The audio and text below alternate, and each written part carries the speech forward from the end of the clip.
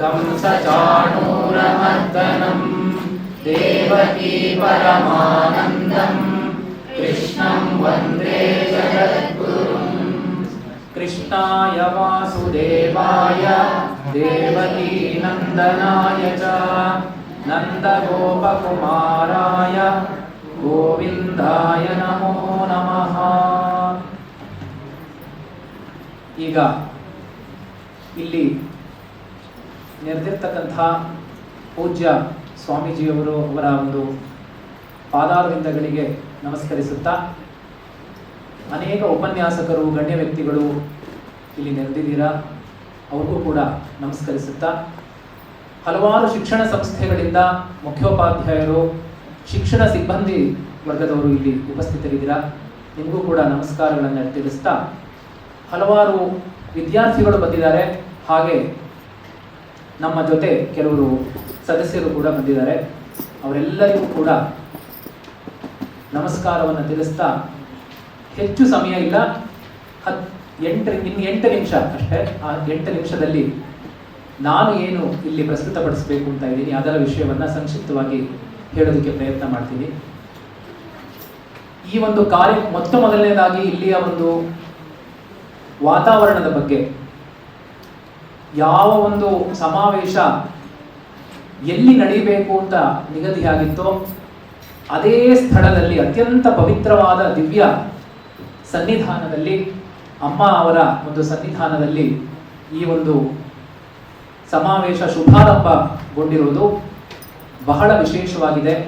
ಹಾಗಾಗಿ ಈ ಕಾರ್ಯಕ್ರಮವನ್ನು ನಿರೂಪಣೆ ಮಾಡಿರ್ತಕ್ಕಂಥ ಅಥವಾ ಆಯೋಜನೆ ಮಾಡಿರ್ತಕ್ಕಂಥ ಎಲ್ಲ ಆಯೋಜಕರಿಗೂ ಮತ್ತು ಈ ಒಂದು ಸ್ಥಳವನ್ನು ಒದಗಿಸಿರ್ತಕ್ಕಂಥ ಸ್ವಾಮೀಜಿಯವರಿಗೂ ಮತ್ತು ಎಲ್ಲ ಸಿಬ್ಬಂದಿ ವರ್ಗದವರಿಗೂ ನಾವು ಒಂದು ಕೃತಜ್ಞತೆಯನ್ನು ಸಲ್ಲಿಸೋಣ. ಎಲ್ಲರೂ ಚಪ್ಪಾಳೆ ಮುಖಾಂತರ ಒಂದು ಕೃತಜ್ಞತೆ.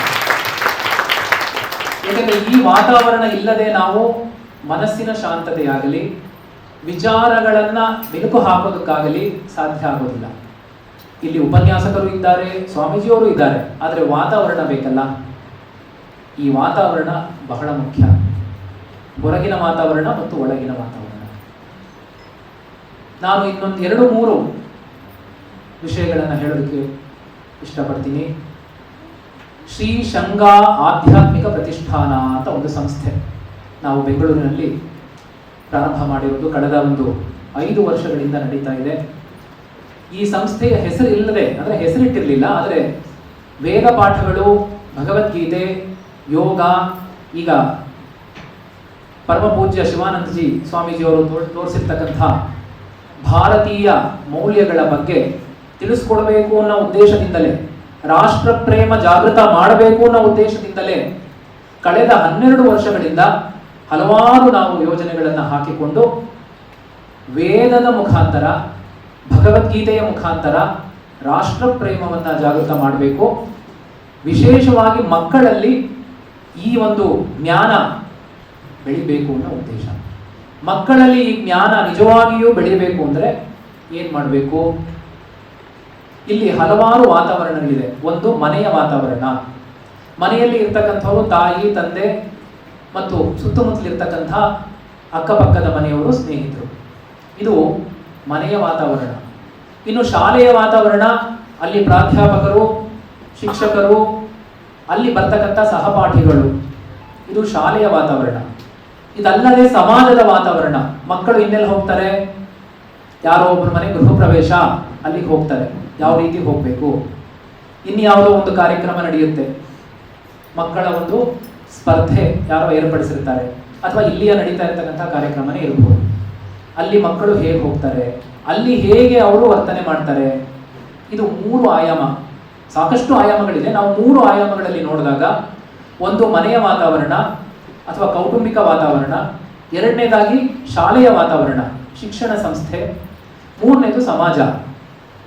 ಕೊನೆಗೆ ನಾವು ಎಷ್ಟೇ ಕುಟುಂಬದಲ್ಲಿ ಮಕ್ಕಳನ್ನ ಎಷ್ಟೇ ಮೌಲ್ಯವನ್ನ ಕೊಟ್ಟು ಬೆಳೆಸಿದ್ರು, ಶಾಲೆಯಲ್ಲಿ ಮೌಲ್ಯವನ್ನ ಕೊಟ್ಟು ಬೆಳೆಸಿದ್ರು, ಅದರ ಒಂದು ಫಲ ಸಿಗೋದು ಸಮಾಜದಲ್ಲಿ. ಅವರು ಮುಂದೆ ಪ್ರಜೆಗಳಾಗ್ತಾರೆ. ಉತ್ತಮ ಪ್ರಜೆಗಳಾಗಿ ಸಮಾಜದಲ್ಲಿ ಅವರು ಆ ಫಲಗಳನ್ನು ಅನುಭವಿಸ್ಬೇಕಾಗುತ್ತೆ. ಅದನ್ನೇ ಶ್ರೀಕೃಷ್ಣ ಇಲ್ಲಿ ಕೊಟ್ಟಿರೋದು. ಆ ಶ್ರೀಕೃಷ್ಣ ಅಂತಕ್ಕಂಥ Srikrishna is the first and foremost psychiatrist. Arjuna is the first and foremost patient. ಹೌದಾ? ಏನ್ ಪೇಷಂಟು? Psychiatric patient. ಅವನು ಮೊದಲನೇ ಅಧ್ಯಾಯದಲ್ಲಿ ನೋಡಿ ಬಿದ್ದೋಗ್ಬಿಟ್ಟ. ನಾನು ಯುದ್ಧ ಮಾಡ್ತೀನಿ ಅಂತ ಬಂದ. ನಾವೆಲ್ಲ ಬಂದಿದೀವಲ್ಲ ಇವತ್ತು, ನಾನು ಭಗವದ್ಗೀತೆ ಪ್ರಚಾರ ಮಾಡ್ತೀನಿ ಅಂತ ನಾವೆಲ್ಲ ಇವತ್ತು ಪಣ ತಗೊಳ್ತಾ ಇದ್ದೀವಿ.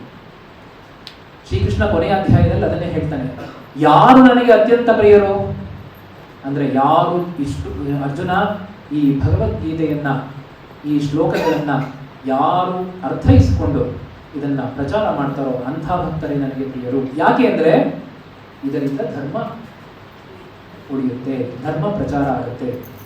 ಧರ್ಮ ಏವ ಹತೋಹಂತಿ ಧರ್ಮೋ ರಕ್ಷತಿ ರಕ್ಷಿತ. ಹಾಗಾದ್ರೆ ನಾವು ಈ ಧರ್ಮ ಅನ್ನೋದನ್ನ ಅರ್ಥ ಮಾಡ್ಕೋಬೇಕಲ್ಲ. ಯಾವುದು ಧರ್ಮ? ಧಾರಣೆ ಯಾವುದು ಮಾಡ್ಕೊಂಡಿದೀವೋ ಅದು ಧರ್ಮ. ಯಾವುದನ್ನ ನಾನು ಮಾಡ್ತೀನಿ ಅಥವಾ ಯಾವುದು ನನ್ನ ಮೇಲೆ ಜವಾಬ್ದಾರಿ ಇದೆಯೋ ಅದು ಧರ್ಮ. ಅದು ನಾನು ಎಷ್ಟು ಚಿಕ್ಕ ವಯಸ್ಸಿನಲ್ಲಿ ಅರ್ಥ ಮಾಡ್ಕೊಳ್ತೀನೋ ಅಷ್ಟು ಒಳ್ಳೆಯದು. ಆ ಧರ್ಮ ಯಾವುದು, ಅಧರ್ಮ ಯಾವುದು, ಅಧರ್ಮ ಯಾವುದು ಅಂತ ಈಗ ಕೆಲವು ಸ್ಲೈಡ್ಸ್ ಅಲ್ಲಿ ನೋಡಿದೀವಿ ನಾವು. ನಮಗೆ ಧರ್ಮ ಯಾವುದು ಅನ್ನೋದಕ್ಕಿಂತ ಅಧರ್ಮ ಯಾವುದು ಅಂತ 2 ಇತಿಹಾಸ ಗ್ರಂಥಗಳು ತಿಳಿಸ್ಕೊಟ್ಟಿವೆ. ಯಾವುವು? ರಾಮಾಯಣ ಮತ್ತು ಮಹಾಭಾರತ ನಮಗೆ ಅತ್ಯಂತ ಸುಲಭವಾಗಿ ಅರ್ಥ ಮಾಡ್ಕೊಳ್ಳೋದಕ್ಕೆ ಅಧರ್ಮ ಯಾವುದು ಮತ್ತೆ ಅಧರ್ಮ ಮಾಡೋದ್ರಿಂದ ಏನಾಗುತ್ತೆ ಅಂತ 2 ಐತಿಹಾಸಿಕ ಗ್ರಂಥಗಳು ತಿಳಿಸ್ಕೊಟ್ಟಿವೆ. ಆ ಮಹಾಭಾರತದ ಒಂದು ಅಂಶ ಈ ಭಗವದ್ಗೀತೆ. ಈ ಭಗವದ್ಗೀತೆಯ ಕೇವಲ ಶ್ಲೋಕಗಳು ಅಂದ್ರೆ 700 ಶ್ಲೋಕಗಳು ಮಕ್ಕಳಲ್ಲಿ ಉತ್ತಮವಾಗಿರ್ತಕ್ಕಂಥ ಮೌಲ್ಯಗಳನ್ನ ಕೇವಲ ಶ್ಲೋಕಗಳೇ ಸೃಷ್ಟಿ ಮಾಡುತ್ತೆ. ಯಾಕೆಂದ್ರೆ ನಾವು ಬೀಜ ಹಾಕೋದಕ್ಕೆ ಮುಂಚೆ ಅದು ಫಲ ಕೊಡುತ್ತಾ ಇಲ್ವಾ, ಅಥವಾ ಗಾಳಿ ಬಂದ್ರೆ ಏನಾಗ್ಬೋದು, ಮಳೆ ಬರಲಿಲ್ಲ ಅಂದ್ರೆ ಏನಾಗ್ಬೋದು, ಇದು ಯಾವ ಯೋಚನೆ ಮಾಡಲ್ಲ. ಬೀಜವನ್ನ ಬಿತ್ತುತ್ತೀವಷ್ಟೇ. ಬೀಜ ಬಿತ್ತಬೇಕಾದ್ರೆ ಇನ್ನೇನು ಅಷ್ಟೊಂದು ಯೋಚನೆ ಮಾಡಬೇಕಾಗಿಲ್ಲ, ಅಷ್ಟು ಕೆಲಸ ಮಾತ್ರ ಮಾಡಿದ್ರೆ ಸಾಕು. ಈಗ ಪ್ರಾರಂಭ ಹಂತದಲ್ಲಿ ಯಾರು ಪ್ರಚಾರಕರಿದ್ದಾರೋ, ಇಲ್ಲಿ ಯಾರು ಅಂಬಾಸಿಡರ್ಸ್ ಅಂತ ಬಂದಿದ್ದಾರೆ ಅಥವಾ ಪ್ರಾಧ್ಯಾಪಕರು ಬಂದಿದ್ದೀರಾ, ಶಿಕ್ಷಕ ಸಿಬ್ಬಂದಿಗಳು ಬಂದಿದ್ದೀರಾ, ಇಂದಿನ ಒಂದು ಸಮಾವೇಶದ ನಂತರ ನಾವು ಮಾಡಬೇಕಾಗಿರೋದೇನು? ಸತ್ಯ ಯಾವುದು ಅಂತ ಅರ್ಥ ಮಾಡ್ಕೊಂಡ ಮೇಲೆ ಅದನ್ನ ಬಿಡಬಾರದು. ಯಾವುದು ಸತ್ಯ? ಶ್ರುತಿ, ಯುಕ್ತಿ, ಅನುಭವ ಮತ್ತು ಇಂಪ್ಲಿಕೇಶನ್ಸ್ ಆಫ್ ಮಾಡರ್ನ್ ಸೈನ್ಸ್. ಯಾವುದು ಶ್ರುತಿಯಲ್ಲಿ ಪ್ರಸ್ತಾಪ ಆಗಿದೆಯೋ ಅದನ್ನ ನಾವು ಸತ್ಯ ಅಂತ ಹೇಳ್ತೀವಿ.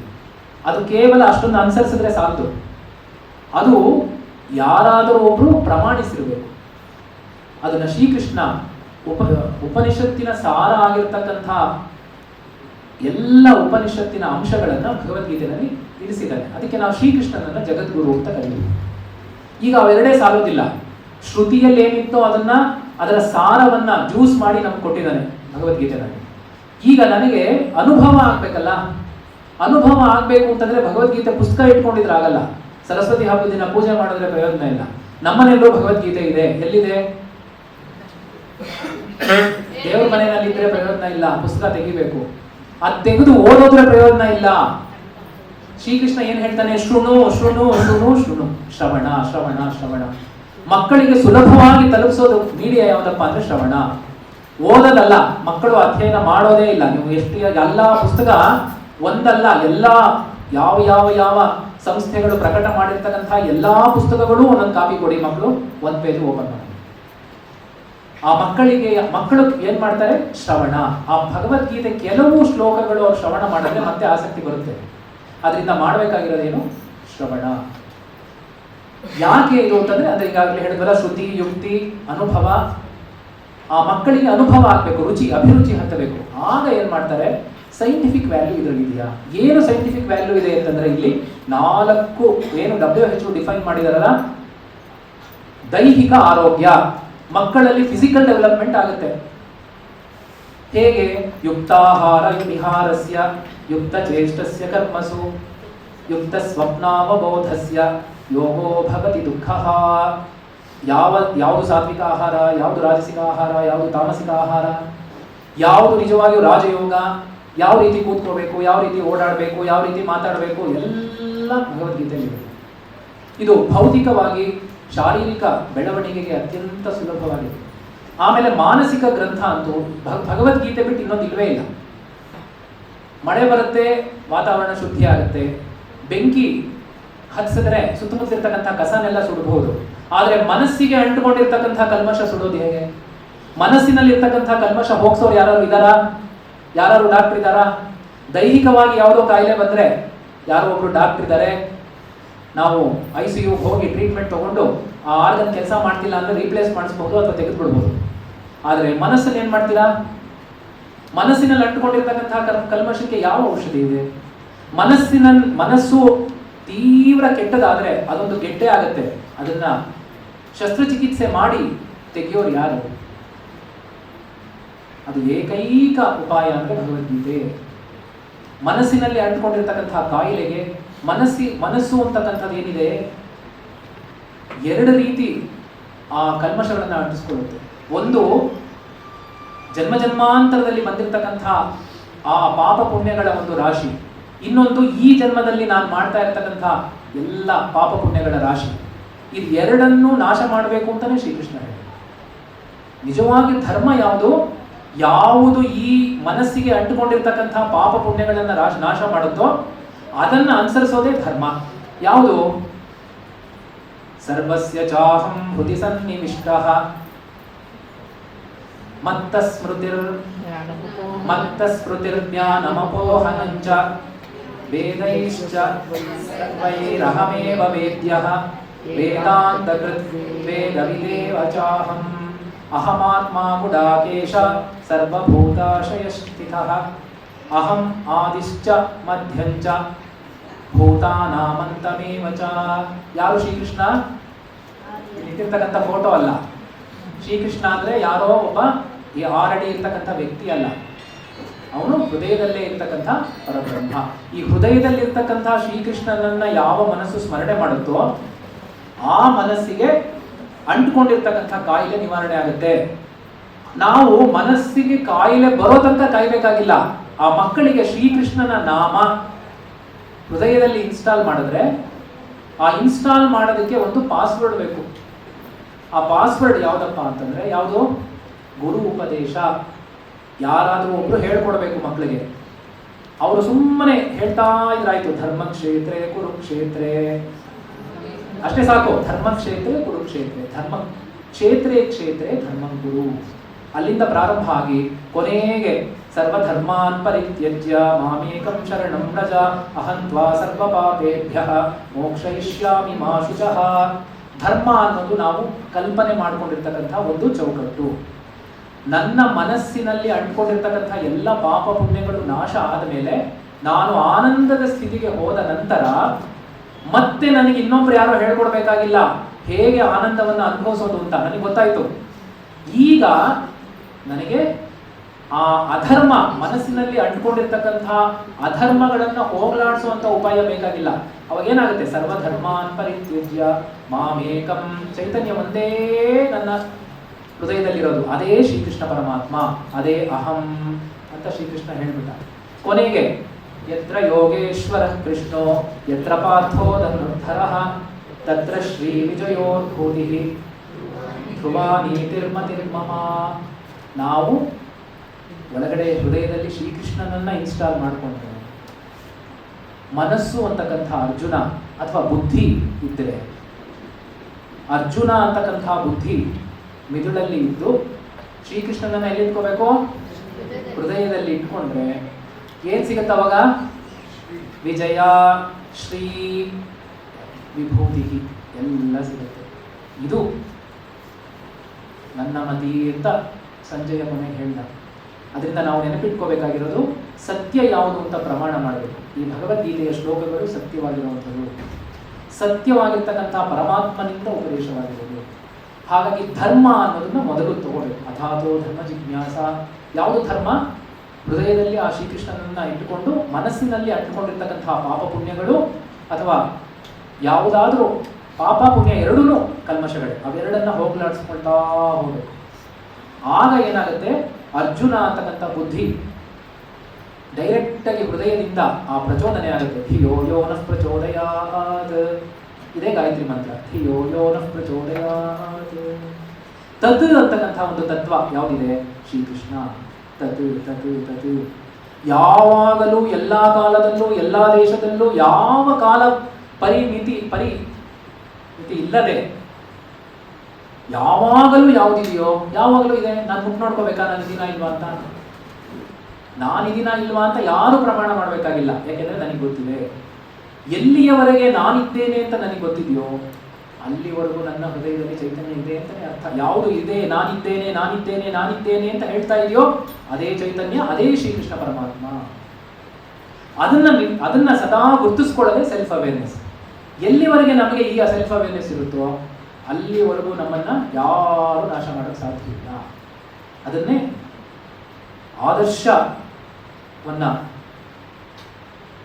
ಅನುಸರಿಸ್ಕೊಂಡು ಬರ್ತಾ ಇರ್ತಕ್ಕಂಥ ಆದರ್ಶ ಗೋಖಲೆ ಅವರು ಹೇಳ್ತಾ ಇದ್ದೀವಿ ಅಲ್ವಾ? ನಮ್ಮ ಜೀವನದ ಶಿಲ್ಪಿ ನಾನೇ. ನನ್ನ ಈ ಒಂದು ಭೌತಿಕ ಶರೀರದ ಶಿಲ್ಪಿ ನಾನೇ ಆಗಿರ್ತೀನಿ. ಕೇವಲ ಈ ಜನ್ಮಕ್ಕಲ್ಲ. 2 ಉಪಾಯಗಳನ್ನ ವೇದ ಹೇಳುತ್ತೆ. ಒಂದು, ಆನಂದವನ್ನ ಇದ್ದಾಗ ಶಾಶ್ವತವಾದ ಆನಂದವನ್ನ ಪಡೆಯೋದು ಹೇಗೆ ಅಂತ ವೇದ ಹೇಳುತ್ತೆ. ಕೊನೆಗೆ ವೇದ ಅಂತ ಯಾವುದು? ಬ್ರಹ್ಮಜ್ಞಾನದಿಂದ. ಆ ಶ್ರೀಕೃಷ್ಣ ನನ್ನ ಹೃದಯದಲ್ಲೇ ಇದ್ದಾನೆ. ಶ್ರೀಕೃಷ್ಣನ ನಾಮ ಸದಾ ಸ್ಮರಣೆ ಮಾಡ್ತಾ ಇದ್ದು ಕೊನೆಗೆ ಆನಂದವೇ ಬ್ರಹ್ಮ. ಆನಂದೋ ಬ್ರಹ್ಮೇ ದಿವ್ಯಜಾನಾತ್ ಆನಂದಾಧೇ ಬಖಲ್ವಿಮಾನಿ ಭೂತಾನಿ ಜಾಯಂತೆ ಆನಂದೇ ನ ಜಾತಾನಿ ಜೀವಂತಿ ಆನಂದಂ ಪ್ರಯಂತ್ಯಭಿಸಂವಿಶಂತಿ ಸೈಷಾ ಭಾರ್ಗವಿ ವಾರುಣಿ ವಿದ್ಯಾ. ಎಲ್ಲಿದೆ? ಪರಮೇ ವ್ಯೋಮನ್ ಪ್ರತಿಷ್ಠಿತ. ನಾವಿಲ್ಲೆಲ್ಲ ಬಂದು ಸೇರಿರೋದು, ನಾವು ಭಗವದ್ಗೀತೆ ಪ್ರಚಾರ ಮಾಡ್ತಾ ಇರೋದು, ನಾವೆಲ್ಲ ಮುಂದೆ ಕೆಲಸ ಮಾಡೋದು ಯಾವುದಕ್ಕಾಗಿ? ಆನಂದಕ್ಕಾಗಿ. ಎಲ್ಲ ಕರ್ಮಗಳ ಹಿನ್ನೆಲೆ ಏನಿದೆಯಪ್ಪ ಅಂದ್ರೆ ಆನಂದ. ಆ ಆನಂದ ಕರ್ಮ ಮಾಡೋದ್ರಿಂದ ಸಿಗೋದಿಲ್ಲ. ನಾವು ಆನಂದಕ್ಕಾಗಿ ಕರ್ಮ ಮಾಡ್ತಾ ಇದ್ದೀವಿ. ಆ ಆನಂದ ಅನ್ನೋದು ಕರ್ಮ ಮಾಡೋದ್ರಿಂದ ಸಿಗೋದಿಲ್ಲ. ಅಷ್ಟೇ ಅಲ್ಲ, ಯಾವುದರಿಂದನೂ ಸಿಗಲ್ಲ. ನ ಕರ್ಮಣ ನ ಪ್ರಜಯ ನ ಧನೇನ ತ್ಯಾಗೇನೈಕೆ ಅಮೃತತ್ವಮಾನಶು. ಇದು ವೇದದ ಉಪದೇಶ. ಕರ್ಮ ಯಾವುದರಿಂದ ಮಾಡಬೇಕು? ಸಂಗಂ ತ್ಯಕ್ವ. ಭಗವಂತ ಮಾಡಿಸ್ತಾ ಇದ್ದಾನೆ. ಇಲ್ಲಿ ಬಂದಾಗ ನನಗೆ ಆಶ್ಚರ್ಯ ಆಯಿತು. ಇಲ್ಲಿ ಇರ್ತಕ್ಕಂಥ ಎಲ್ಲ ಸ್ವಾಮೀಜಿ ಶಿಷ್ಯ ಬಂದದವರು ಅಮ್ಮ ಅವರ ಪ್ರೇರಣೆಯಿಂದ ಎಲ್ಲ ಮಾಡ್ತಾ ಇದ್ದೀವಿ ಅಂತ ಹೇಳಿದ್ರು. ಅದಕ್ಕೆ ಯಶಸ್ಸು ಕಾಣ್ತಾ ಇದೆ. ಹಾಗೆ ನಾವು ಶ್ರೀಕೃಷ್ಣ ಎಲ್ಲ ನಡೆಸ್ತಾ ಇದ್ದಾನೆ ಅಂತಂದ್ರೆ 100% ಯಶಸ್ಸು. ಇದನ್ನ ನಮ್ಮ ಮಕ್ಕಳಿಗೆ ಈಗಲಿಂದನೇ ಕೊಟ್ರೆ ಶಾರೀರಿಕ, ಮಾನಸಿಕ, ಬೌದ್ಧಿಕ ಜೊತೆಗೆ ಆಧ್ಯಾತ್ಮಿಕ ಅಂತೂ ಇದೇನೆ. ಈ 4 ಯಾರಲ್ಲಿ ಸಮವಾಗಿದೆಯೋ ಅವನು ಅತ್ಯುತ್ತಮ ಆರೋಗ್ಯವಂತ ವ್ಯಕ್ತಿ ಅಂತ. ಈ 4ರಲ್ಲಿ ಯಾವುದು ಒಂದಿಲ್ಲ ಅಂದ್ರೂ ನಮ್ಮ ಆರೋಗ್ಯ ಇಲ್ಲ. ಈ 4 ಬರಬೇಕು ಅಂದ್ರೆ ಮೊದಲು ಭಗವದ್ಗೀತಾ ಅಧ್ಯಯನ. ಅಧ್ಯಯನ ಅಂದ್ರೆ ಪುಸ್ತಕ ನೋಡ್ಕೊಂಡಲ್ಲ, ಶ್ರವಣ, ಆಮೇಲೆ ಮನನ, ಆಮೇಲೆ ಅದರ ಅರ್ಥ ತಿಳ್ಕೊಂಡು ಅದನ್ನ ಪ್ರಚಾರ ಮಾಡ್ತಾ ಇರೋದು. ಅದರಿಂದ ನಾವೆಲ್ಲ ಒಂದು ಸಂಕಲ್ಪ ಮಾಡೋಣ. ಇಲ್ಲಿ ಬಂದಿರೋದ್ರಿಂದ ಇದು ದೈವ ಸಂಕಲ್ಪ. ಈ ಒಂದು ವಾತಾವರಣದಲ್ಲಿ ಇಲ್ಲಿ ಬಂದಿರತಕ್ಕಂಥ ಎಲ್ಲ ಮುಖ್ಯೋಪಾಧ್ಯಾಯರು ಒಂದು ಸಂಕಲ್ಪ, ನನ್ನ ಜೀವನದ ಕೊನೆ ಉಸಿರಿರೋವರೆಗೂ ಕೂಡ ನಾನು ಭಗವದ್ಗೀತಾ ಪ್ರಚಾರವನ್ನು ನನ್ನ ಒಂದು ಪರಿಣಿತಿಯಲ್ಲಿ ಮಾಡ್ತೀನಿ. ನನ್ನ ಒಂದು ಸಮಯ ಮತ್ತು ನನ್ನ ಒಂದು ಇತರೆ ವ್ಯವಹಾರವನ್ನು ಗಮನದಲ್ಲಿಟ್ಟುಕೊಂಡು ಭಗವದ್ಗೀತಾ ಪ್ರಚಾರವನ್ನಂತೂ ನಾನು ಮಾಡ್ತೀನಿ. ನನ್ನ ಶಾಲೆಯಲ್ಲಿ ಎಲ್ಲ ಮಕ್ಕಳು ಭಗವದ್ಗೀತಾ ಅಧ್ಯಯನ ಮಾಡುವಂತೆ ನಾನು ಮಾಡ್ತೀನಿ. ಈ ಸಂಕಲ್ಪ ತಗೊಂಡ್ರೆ ದಾರಿ ತಾನಾಗ್ತಾನೆ ಕಾಣುತ್ತೆ. ಎಲ್ಲಿ ಗುರಿ ಇರುತ್ತೋ ದಾರಿ ತಾನಾಗ್ತಾನೆ ಓಪನ್ ಆಗುತ್ತೆ. ಕೊನೆಗೆ ಆ ಗುರಿಯನ್ನು ನಾವು ತಲುಪ್ತೀವಿ. ಇಷ್ಟು ಹೇಳಿ ಈ ಒಂದು ಸಭೆಯಲ್ಲಿ ಸಮಾವೇಶದಲ್ಲಿ ಕೆಲವು ವಾಣಿಯನ್ನು ಹಂಚಿಕೊಳ್ಳುವುದಕ್ಕೆ ತಮ್ಮೆಲ್ಲರ ಮುಂದೆ ಅವಕಾಶ ಮಾಡಿಕೊಟ್ಟ ತಮ್ಮೆಲ್ಲರಿಗೂ ಕೂಡ ಅನಂತ ಧನ್ಯವಾದಗಳು. ಮುಂದೆ ಅವಕಾಶ ಆದಾಗ ನಾವು ಕೆಲವು ವರ್ಕ್ಶಾಪ್ಸ್ನ ಇಟ್ಕೊಳ್ಳೋಣ. ಆಗ ಡೀಟೇಲ್ ಆಗಿ ನಾವು ಅದರ ಬಗ್ಗೆ ವಿಶ್ಲೇಷಣೆ ಮಾಡೋಣ. ವಿಚಾರ ಮಾಡೋದೇ ವಿಜ್ಞಾನ. ಒಂದು ಜ್ಞಾಪಕ ಇಟ್ಕೊಳ್ಳಿ, ಪುಸ್ತಕ ಓದೋದು ವಿಜ್ಞಾನ ಅಲ್ಲ.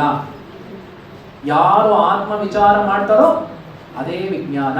Education is the manifestation of perfection which is already in man. Education ಅನ್ನೋದು ಇಂದ್ರಿಯಗಳಿಂದ ಒಳಗೆ ಹಾಕೊಳ್ಳೋದಲ್ಲ, ಒಳಗಡೆ ಇರ್ತಕ್ಕಂಥ ಜ್ಞಾನವನ್ನ ಹೊರಗಡೆ. ಅದಕ್ಕೆ ಶಾಂತತೆ ಬೇಕು. ಅದನ್ನ ಇವತ್ತು ಪೂಜ್ಯ ಸ್ವಾಮಿಗಳು ಅದನ್ನ ಧ್ಯಾನ ಮಾಡಿಸಿದ್ದಾರೆ.